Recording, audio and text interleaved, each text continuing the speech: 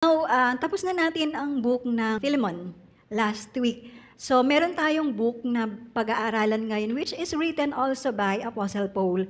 Ito yung book ng Colossians. Ang book ng Colossians was written by Apostle Paul while he was in a house arrest. It was about AD 62 to 62. So, in-address itong letter na ito sa isang Christian community sa Colossae. Kaya nga tinawag na Book of Colossians. So, ang Colossae ay a small city sa Asia Minor which is the modern time Turkey. So, ang Colossae ay matatagpuan siya sa bansa ng Turkey ngayon. In his lifetime, hindi na-visit ni Apostle Paul ang church na ito.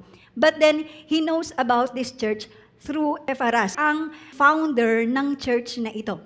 Ay nagpunta kay Paul para i-consult yung kanilang situation kasi ang church na ito ay nag-face sila ng mga challenges dahil sa mga false teachings.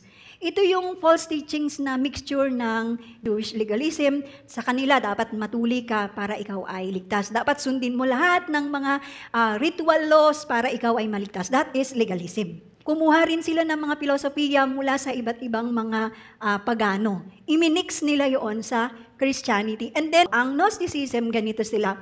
Ang paniniwala nila na lahat ng material na bagay is evil. Alright, yun ang kanilang paniniwala. Pag ganito ang kanilang paniniwala or paniniwala ng isang tao na ang lahat ng material na bagay, lahat ng nakikita natin ay evil, ito ay aatakihin niya ang incarnation ng ating Panginoong Hesus. When I say incarnation, yung pagkakatawang tao ng ating Panginoong Hesus. Kasi bakit ang Holy God, magkakatawang tao, ang material thing or ang katawan is evil. So, sa kanila, hindi daw nagkatawang tao talaga si Jesus Christ. That is only a ghost. Yun daw ay isang phantom, isang imagination na si Jesus Christ daw ay nagkatawang tao. Yun ay bumabangga sa John chapter 1 nang sinabi na ang Word ay nagkatawang tao. Nagkaroon siya ng flesh and blood. So that is a false teaching, yung Gnosticism na yon. And then sabi nila, si Jesus Christ daw ay small God, lesser God. Hindi daw sila pantay ng Diyos, in which Jesus claimed that He is the Son of God. Pag sinabing He is a Son of God, hindi sinasabing anak ng Diyos. Alam yan ng mga Hudyo, nung sinabi ng Panginoong Yesus na Siya ang anak ng Diyos, gusto siyang batuhin. Alam niyo kung bakit? Kasi ipinapantay niya ang sarili niya sa Diyos. So pag sinabi ni Jesus na Siya ay anak ng Diyos, sinasabi niyang kapantay niya ang Diyos. So, ito yung mixture ng mga false teaching na nag-creep in doon sa church ng Colossae. Kaya naman, isinulat ni Apostle Paul ang book ng Colossians or ang letter ng Colossians to address itong false teaching na ito. Kaya ang main or central na teaching ni Apostle Paul is regarding the supremacy and sufficiency of Jesus Christ. Kasi itong mga teachings na ito na pumasok sa loob ng Colossae, kanilang dina-downplay ang pagiging sufficient ng ating Panginoong Yesus. Para bang ipinapakita nila na, hey, si Jesus Christ at ang kanyang finished work doon sa krus ay hindi siya enough. That is an insult. That is an attack sa supremacy and sufficiency ng Panginoong Yesus. Wala na po tayong pwedeng i-add sa ating Panginoong Yesus. Siya ay sapat sa ating buhay. Jesus is enough sa ating buhay. Actually, He is more than enough. He is the answer to all our questions. He is the answer to all our needs. Hindi na tayo hahanap pa ng iba. Hindi na natin dadagdagan pa yung ginawa ni Jesus Christ. Halimbawa, yung legalism, di ba? Ang sabi ng mga Hudyo, hindi lamang basta faith. Kailangan dadagdagan mo ng work, kaya para sa kanila magpatuli ka, para ikaw ay maligtas. Kailangan sundin mo lahat ng mga ritual laws na inilagay ng tradition nila para ikaw ay maligtas. Ang sabi ng Bible, si Jesus, yung kanyang finished work, kung pinaniwalaan natin yon, inilagay natin ang ating complete trust sa ating Panginoong Yesus, then we are saved.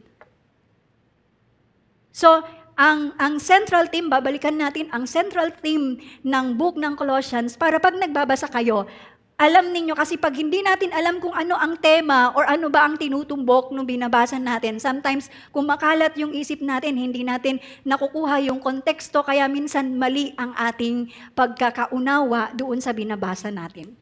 Kaya pag binasa nyo ang Colossians, alam na ninyo na ang central theme nito ay ang supremacy and sufficiency ng ating Panginoong Jesus. Now, this evening, ang aking ituturo sa inyo ay kukunin natin sa 2 verse lamang.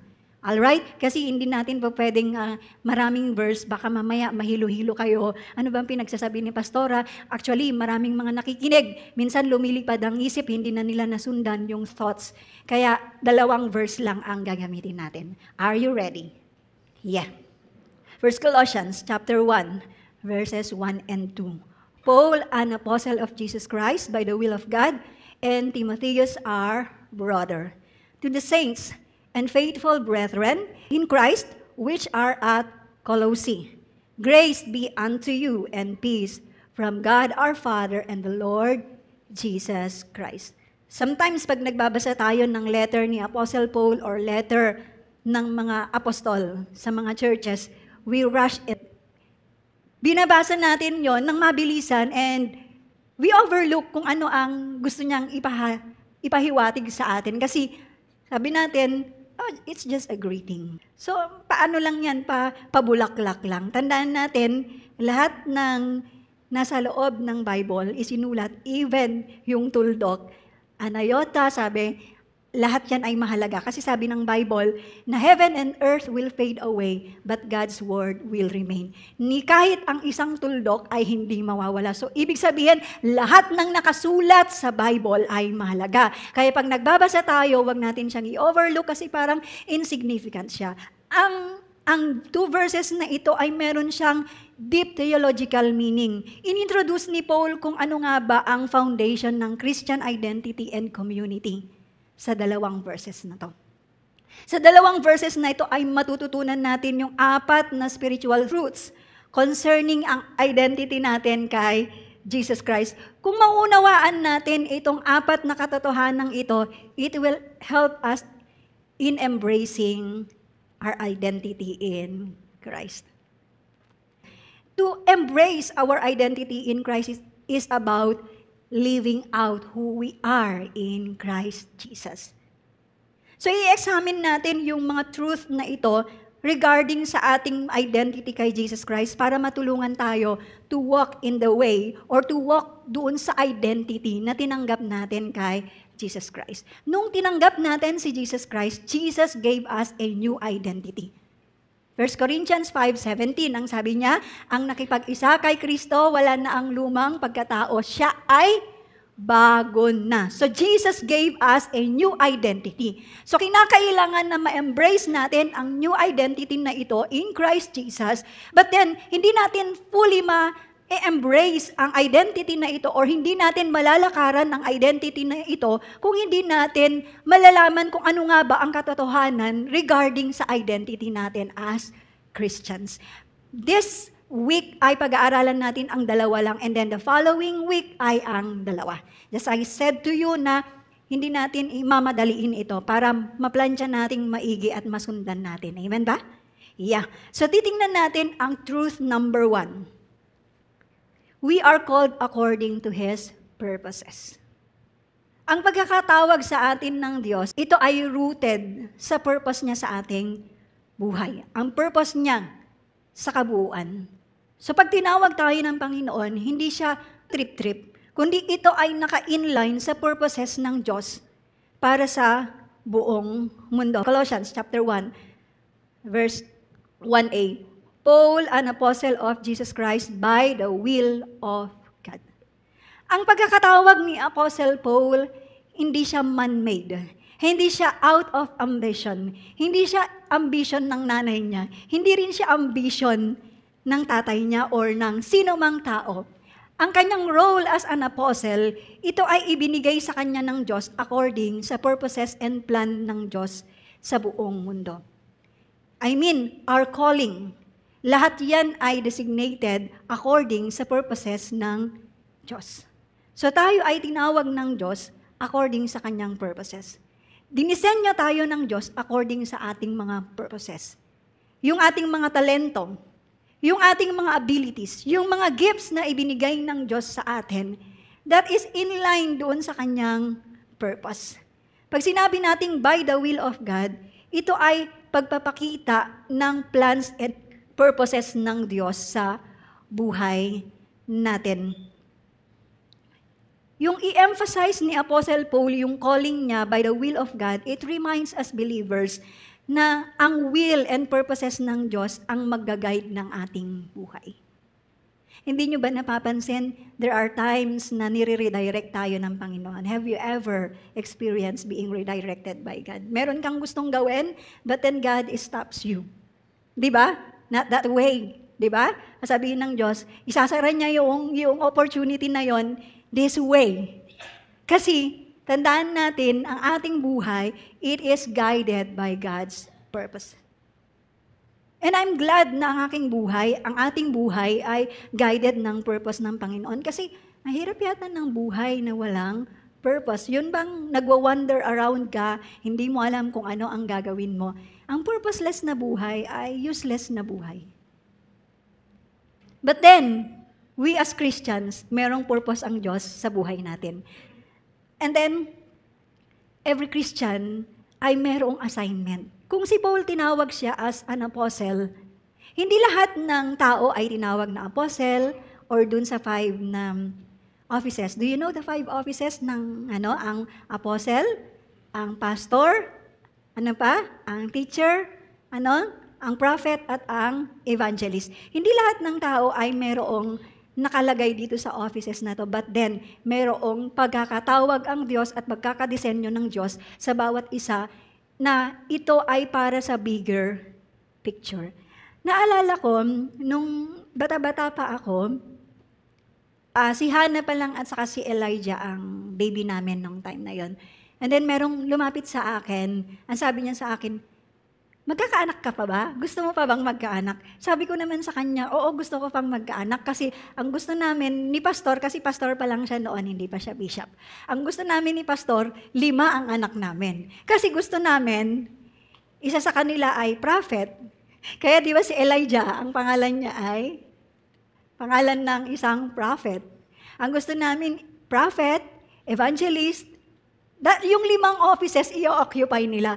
Siguro yung tao na yon, kung aral talaga siya, pagtatawanan niya ako. Kasi tandaan natin, yung offices na yon, hindi tayo ang mamimili. Ang Diyos ang mamimili. Hindi mo po pwedeng ipipresent ang sarili mo, Lord, gusto kong maging prophet. Lord, gusto kong maging pastor. Gusto kong maging apostle. Gusto kong maging evangelist. No. Hindi tayo ang mamimili. Kaya nga, tayo ay tinawag according sa purposes ng Diyos. Si Apostle Paul, sabi niya na habang siya ay nasa sinapupunan pa lamang ng nanay niya, tinawag na siya as an apostle. So pagpapakita na hindi si Apostle Paul ang namili ng kanyang calling, kundi ang Diyos. Dahil alam ng Diyos kung ano ang kanyang mga purposes and plan sa lahat ng mga tao. Amen? So ano nga ba ang ating application regarding sa truth na ito that we are called according sa purpose ng Diyos?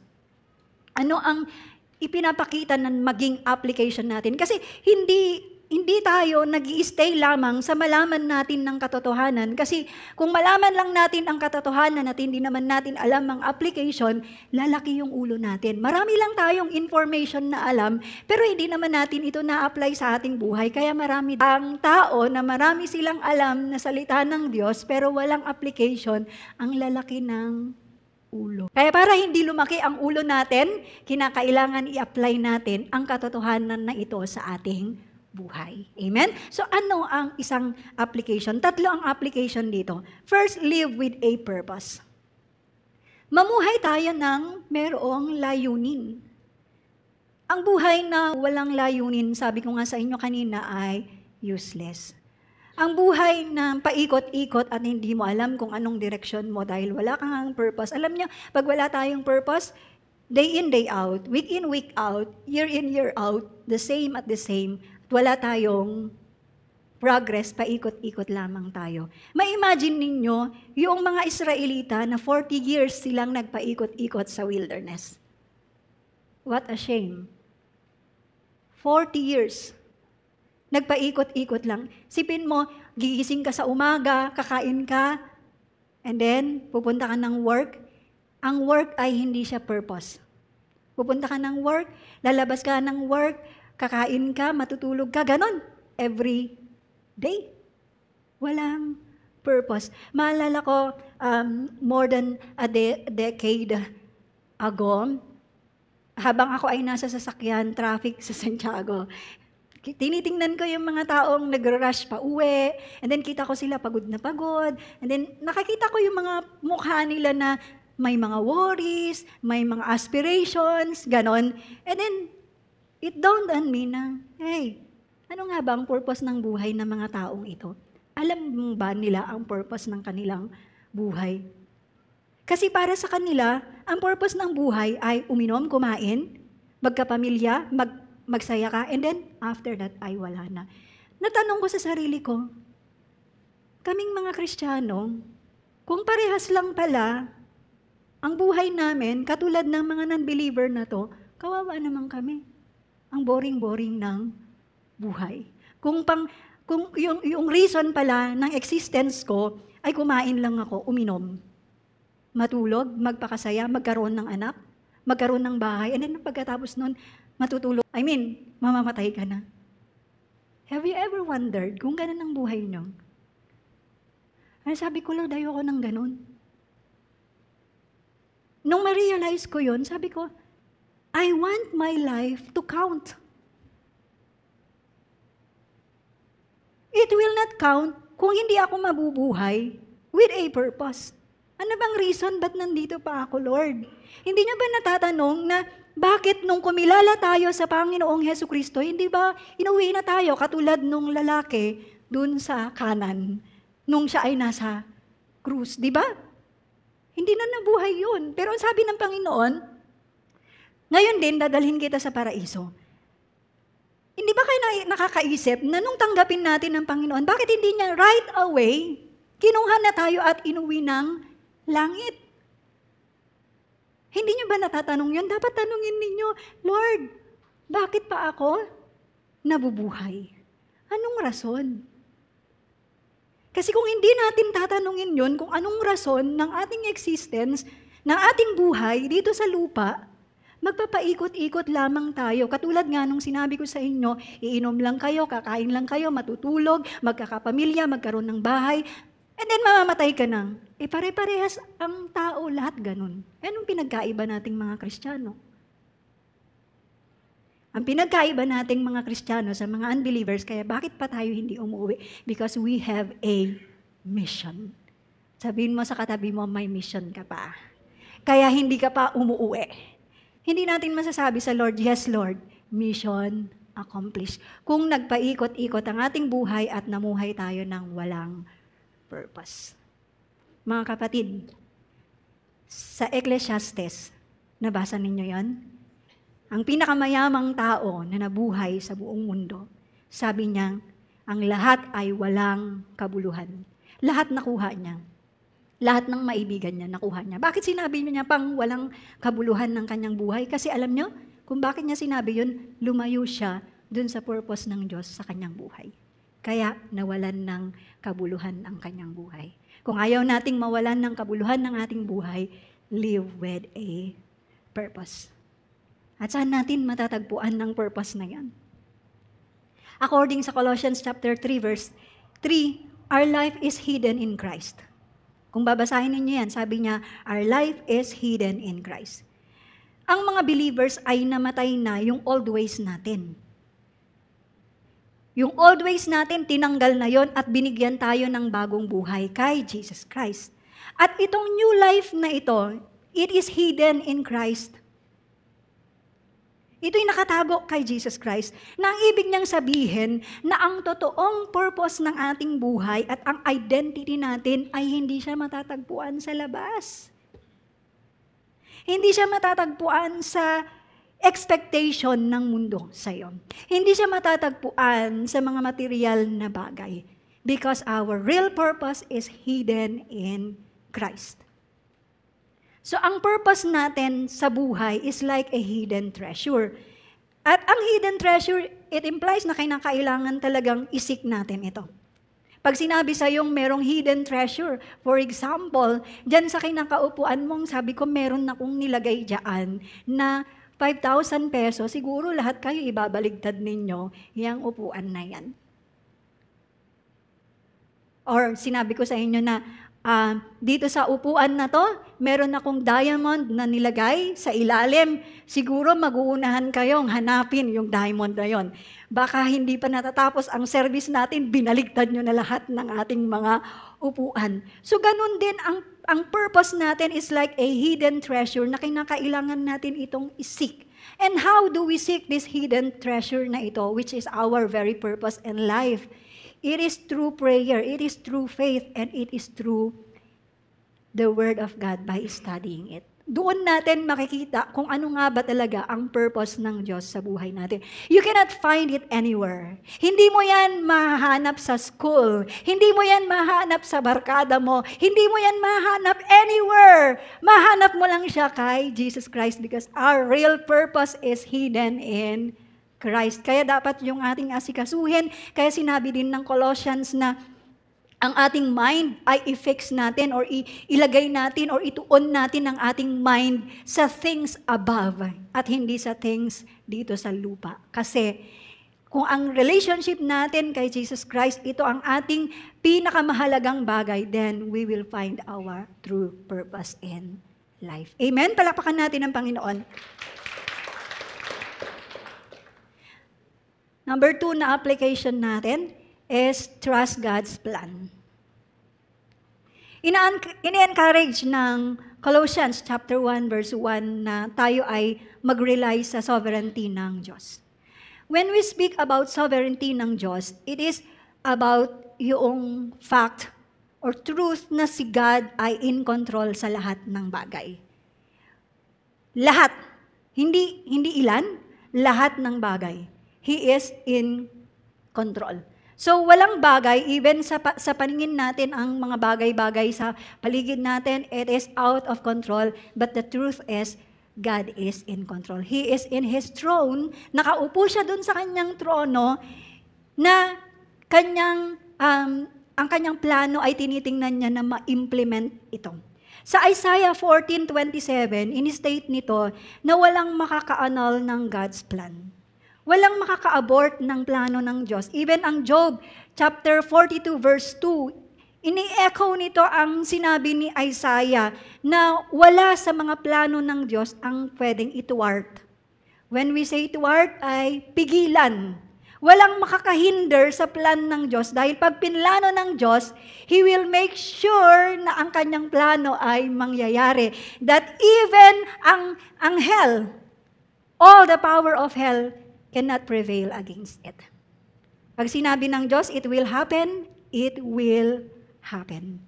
At yun ay magbibigay sa atin ng assurance despite sa paligid natin na hindi natin alam kung ano nga ba yung nangyayari. For example, sa trabaho mo, na sinasabi magle-lay off, sinasabi na yung company mo ay parang pabagsak na, or sinasabi ng economy ng Philippines ay bumabagsak. Kahit pa sabihin yon, we as Christians, meron tayong assurance na ang buhay natin, it is in God's hand. Ang Diyos na makapangyarihan na merong control ng lahat. Kung everything is out of the axis, kung wala siya sa orbit, God is still in control. Kahit na feeling natin ang mundo, ang heaven at ang earth ay magko-collapse, God will never collapse. He is God. He is sovereign. Ikaw, wala kang control sa buhay mo. Minsan, hindi mo nakokontrol yung mga pangyayari sa buhay mo. Pero tandaan natin, God is in control. Even the bad things na nangyayari sa ating buhay. Ang sabi ng Romans that everything ay work ng Diyos para sa ikabubuti natin. And the truth na ang Diyos ay mabuti, He never plans to destroy us. Yan ang tatandaan ninyo. Every time na maglalagay ang kaaway ng doubt sa heart mo at sinasabi sa'yo that God ang Diyos ay wala siyang magandang plano sa'yo, huwag kang maniniwala. Bakit? Kasi, ba't niya pa ibibigay sa atin ng ating kaligtasan, which is the most important thing sa ating buhay, and then yung ibang bagay hindi niya ibigay? Hindi ba siraulo ang ating Diyos? Na ililigtas kita and then sisirain din kita? No! Hindi siya ganon. So every time na may mga situation kayo sa buhay na parang sinasabi, hey, ang Diyos ay wala siyang magandang plano sa'yo, tandaan natin, ang tatay natin sa langit, hindi siya nagpaplano ng masama sa kanyang mga anak dahil ang Diyos natin ay laging mabuti at walang kahit nakatiting nakasamaan sa Kanya. Because He is altogether good. He is completely good sa atin. Kaya we have to trust God's plan kahit na yung mga pangyayari sa buhay mo ay hindi mo na maunawaan. Amen? We have this assurance na ang Diyos natin ay mabuti and He is powerful and sovereign. Amen? Palakpakan natin ang Panginoon. Last na ating application sa point number 1 natin is share the message of Christ. As I have said to you, ang buhay natin ay dapat may purpose. At ang reason, at isa sa mga reasons kung bakit buhay pa tayo at hindi tayo inuwi right there and then nung tumanggap tayo, it's because of this mission. This sharing the message of Christ. Ang sabi ng Colossians din, ang sabi niya, Christ the hope of glory. Si Jesus Christ ay nasa atin and He is the hope of glory. And we have to share this hope. Kasi ang mundo natin, it's perishing. And people need hope. And who is this hope? Tao ba? Politician ba? Ang economy ba ang hope natin? No. It's Jesus. Siya ang ating hope. Hindi lamang sa ating temporal na pangangailangan, even the eternal need natin, which is our salvation. It is only found in Jesus Christ. And people need to hear it. Sino ang gagamitin ng Diyos? Ang gagamitin niya ba ay ang mga angels? No. Tayo ang gagamitin niya. And we have to respond to that call. Dadalhin natin ang mensahe ng kaligtasan sa lahat ng dako na ating pupuntahan. Everywhere ang tao ay nangangailangan na marinig nila ang gospel of salvation. Are you ready to respond to that call? Huwag mo na siyang ipinagsasantabi, next na lang Lord, next na lang, next na lang. Hindi mo alam, lumipas ng araw. Alam niyo, habang nadadagdagan ng araw, ang buhay natin nababawasan. Hindi niyo ba na-realize yun? Tuwing nagbe-birthday tayo, yes, happy birthday! Habang nadadagdagan yung number ng edad mo, pabawas naman ng pabawas yung buhay mo. Parang kandila siya. That is reality. We have to face it. Minsan ayaw nating sinasabi yung bagay na yun kasi ayaw natin bang yung fact na uuwi din tayo. Pero we have to face it kasi kung hindi natin naharapin yung bagay na yan, iikot tayo ng iikot without purpose. Alam niya, every time na ako ay magbe-birthday, sabi ko sa Lord, Lord, ito na yung edad ko. I want my life to count. Yung natitira pang buhay ko, I want it to count, Lord. Lahat ng pinagagawa mo sa akin, help me na magawa ko ang mga ito. Help me na hindi ako mag-deviate doon sa plano mo, kundi mag-stick ako doon sa plano mo kahit anong mangyari. Kahit mahirap yung road ahead, magtutuloy-tuloy ako because I know you are there for me and you are always with me. Share the message. Meron ba kayong mga kakilala? They need the message of Christ. Kapatid ninyo,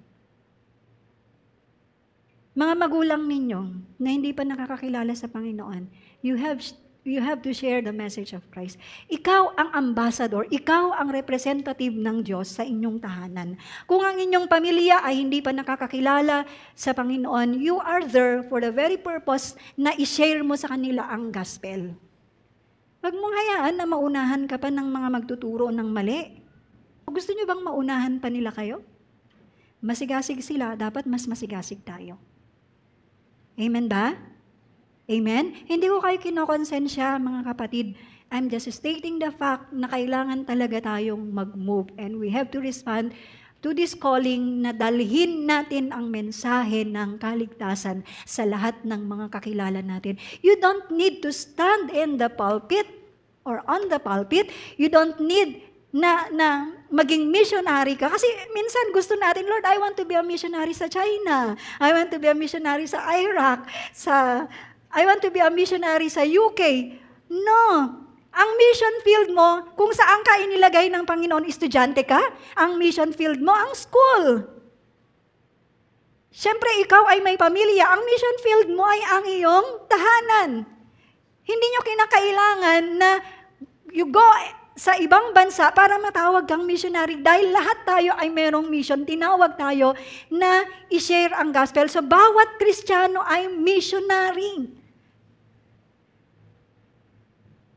Hindi tayo nakabox doon sa tinatawag, missionary yan, dadalhin natin siya sa Cambodia. No. All of us, meron tayong mission field. Sa work, that is your mission field. Yung iyong kapitbahay, that is your mission field. Kung hindi pa sila nakakakilala sa Panginoon, nakukuha natin? Amen? Palakpakan natin ang Panginoon before we move sa truth number 2. So ano ang truth number 2 natin? We belong to a spiritual family. Colossians chapter 1, verse 1b. And Timotheus, our brother. Yung phrase na yan na our brother, sometimes hindi natin nakukuha. Parang feeling lang natin, basta nilagay lang yan ni Apostle Paul para lang magandang pakinggan, di ba? Para cute pakinggan. No. Merong purpose yan. Tandaan natin, ang Bible, ang author talaga niyan ay ang Holy Spirit. So, bawat dinidikta ng Holy Spirit sa mga human author, meron niyang purpose kung bakit yan ganyan ang pagkakasulat. So, dapat hindi natin yan niluluk or ino-overlook or ini-ignore. Pag sinabi nating our brother, of course, pinapakita dyan na hindi lamang co-worker ni Paul si Timothy, kundi sinasabi niyang siya ay kapamilya. They belong to one family. Tinanggap ninyo ang Panginoon, tinanggap ko ang Panginoon. Although we don't have the same DNA. Kasi magkakaiba ang mga magulang natin. Iba nanay ko at tatay ko, iba din ang nanay at tatay ninyo. So, yung ating DNA, biologically, ay hindi tayo magkakapatid. But then, sabi ng Bible, na ang lahat ng tumanggap kay Jesus Christ ay adopted into the family of God. Tayo ay inadapt into the family of God. So, ibig sabihin niyan, dito, sa room na ito, kung tinanggap mo ang Panginoon, yung isa tinanggap niya ang Panginoon, kayo or tayo ay magkakapatid sa Panginoon. So, we are in the same na family. So, yung titingnan mo yung katabi mo, hindi lang yan basta seatmate, hindi lang siya basta kasama sa ministry, kundi yaan ay kapatid mo mismo. So itong fact na ito or itong truth na ito na nasa isang family tayo, it pushes us na or it motivates us to love, serve each other, and be patient with each other. Bakit ko sinabing be patient with each other? All of us sa room na to, walang perfect. Including si Pastora. Hindi ko sinasabing hindi ako perfect para maging excuse nung, halimbawa, meron akong nagawang mali. Kundi, that is the fact. Na habang nandito pa tayo sa lupa ay walang pang naka-reach ng perfection. Marireach lang natin ng perfection kapag tayo ay umuwi na. So, with that, meron tayong mga flaws, di ba? Nakakagawa tayo ng hindi maganda, na nakakasakit sa ating kapwa, and then that needs patience. Sa inyong pamilya, sa biological family, sa inyong magkakapatid, minsan may mga misunderstanding kayo. Am I right? Merong mga bickering. Yeah. Ngayon, although dito wala tayong bickering, pero nakakagawa tayo ng hindi maganda. Tandaan natin, ang biological family natin ay hindi siya eternal. Mag-e-end yan pag end ng buhay. Kasi hindi mo alam kung saan siya pupunta.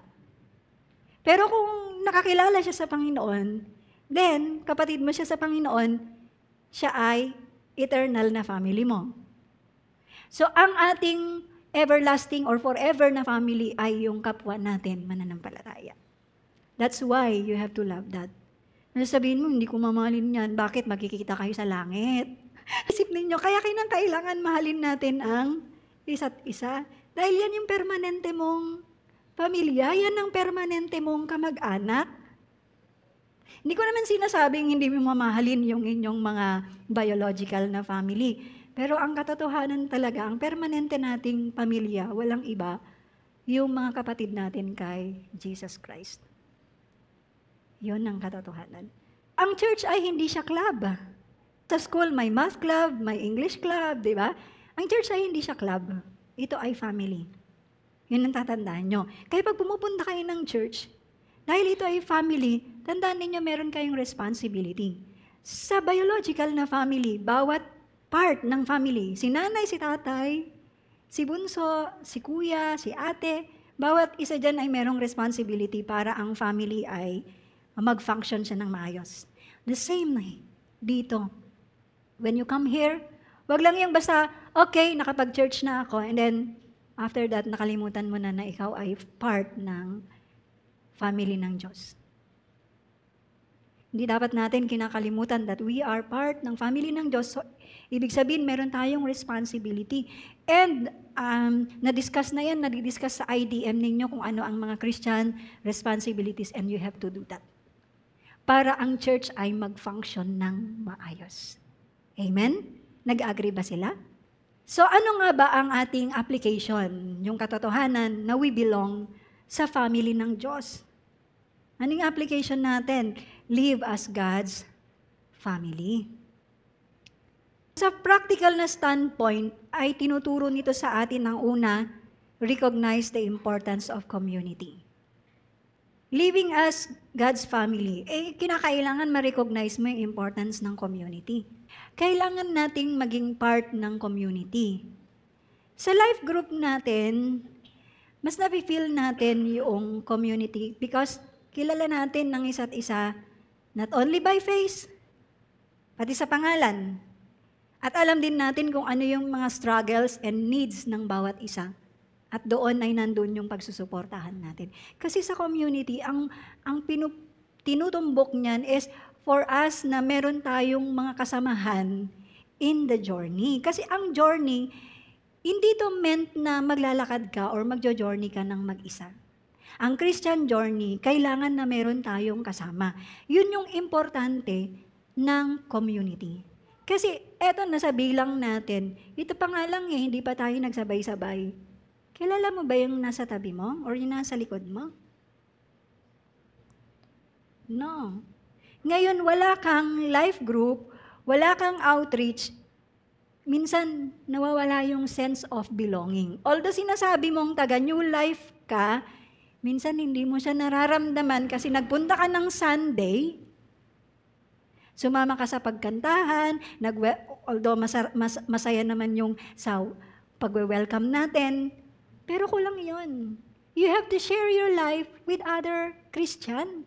Yun ang sinasabi ng community. Dito, mababaw siya. Superficial pagdating ng Sunday, mga kapatid. Kaya yung iba, hindi nyo nararamdaman ng sense of belonging kasi you don't belong to a small group. Wala na umumusta sa inyo. Walang nagtatanong sa iyo, anong struggle mo? Nagpe-pray ka pa ba? Nagbabasa ka pa ba ng Bible mo? Kumusta ang iyong relationship sa iyong asawa or anumang uring relationship meron yan sa workplace? Kumusta ka? Wala. Ang Sunday natin, ito ay meant lang para magsama-sama lahat ng tayo. Pero mahalaga ang ating small group. You have to find your community. You have to belong to a small group. Kaya mamaya, pag uwi ninyo, sana nakikiusap ako, before kayo umuwi, puntahan nyo si Marivic. Sis, gusto kong maging part ng life group or ng outreach, pwede bang hanapan mo ako? This is my number para makontak kayo. Amen? Nag-agree ba kayo? Next time, magpapataas ako ng kamay. Lahat ay nasa small group na. Because we are a family. Amen? Para maramdaman ninyo yung sense of belonging. Yeah? Number 2, provide support. When we say provide support, yan na yung mag-assist. I-assist natin sila, uplift natin sila, and pray for each other.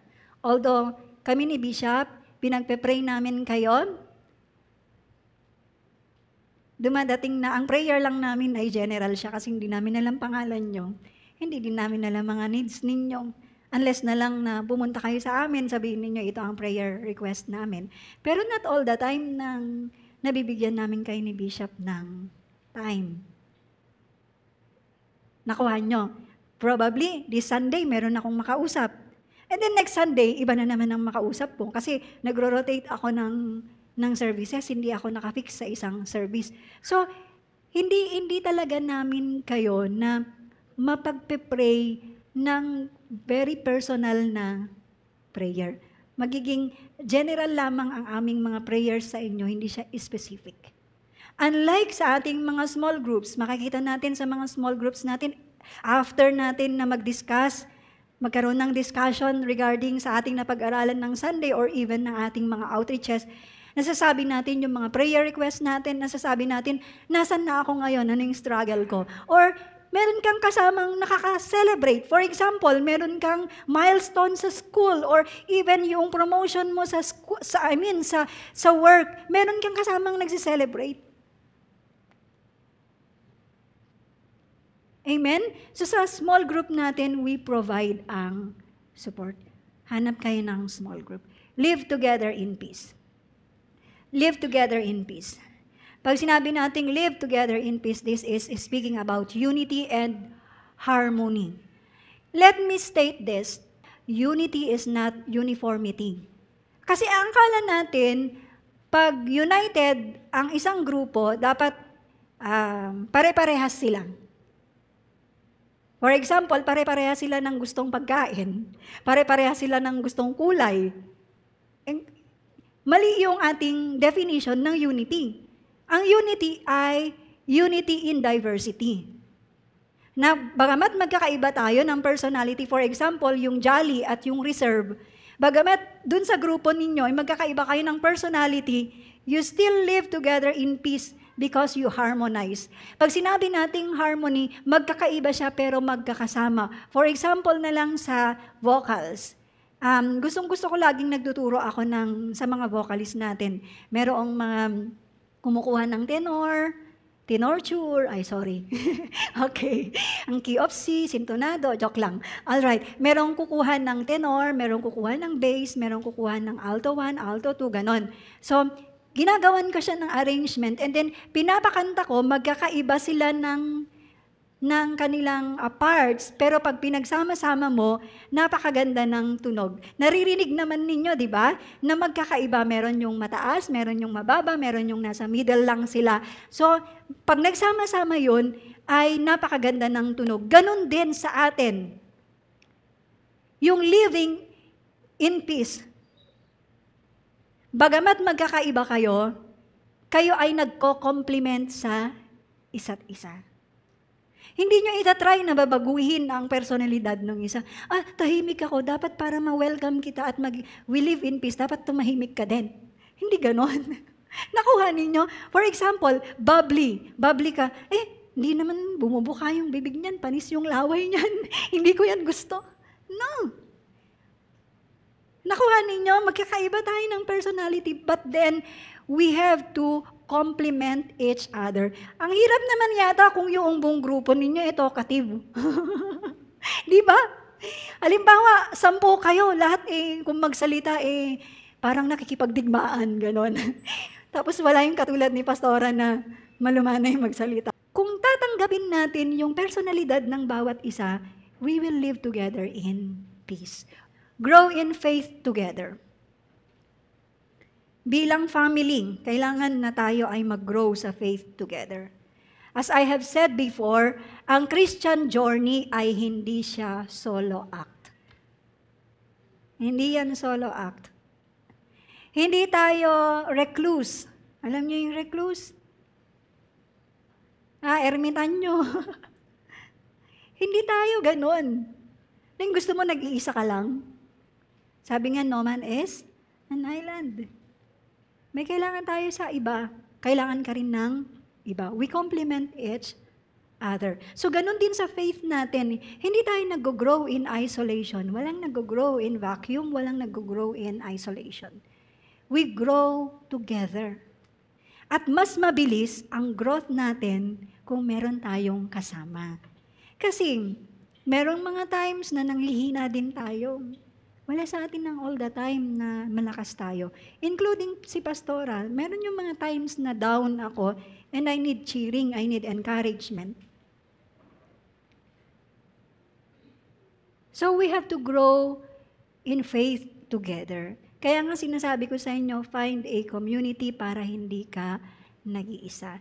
Sa Ecclesiastes na naman ang sabi na kung nadapa ka, sinong magtatayo sa'yo? Wala kang kasama. That is in Ecclesiastes din.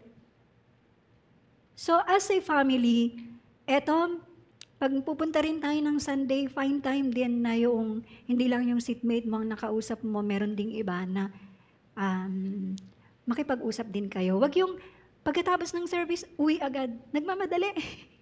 Late na dumating, tapos siya pa unang umuwi. Nung sinabi ni Apostle Paul na an apostle of Jesus Christ by the will of God, ay minention din niya si Timothy. So pinapakita dito na ang mission natin is a personal calling. Pero a shared journey. Yung calling mo, yung assignment mo, ikaw lang ang gagawa niyan. Pero along the way, habang ginagawa mo yung mission mo, meron kang kasama in the journey.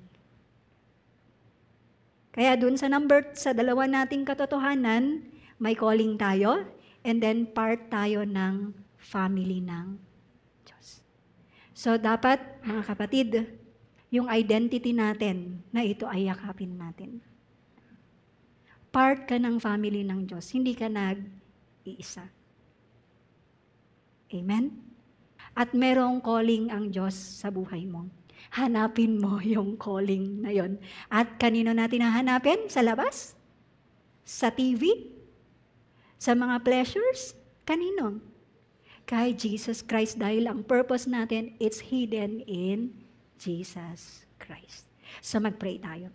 Father, maraming salamat po. Napakabuti mo po sa amin. Dahil sa nais mo ng aming buhay will count. Nais mo ng aming buhay, Panginoon, na magkaroon ng kabuluhan, ay ipinakita mo sa amin, Panginoon, ng katotohanan regarding sa aming identity, regarding din, Panginoon, sa calling mo po sa amin. Lord, tulungan mo po kami that by your grace ay mayakap po namin ang identity na ito upang maparangalan po namin kayo sa aming mga buhay. We love you. In Jesus' name, amen.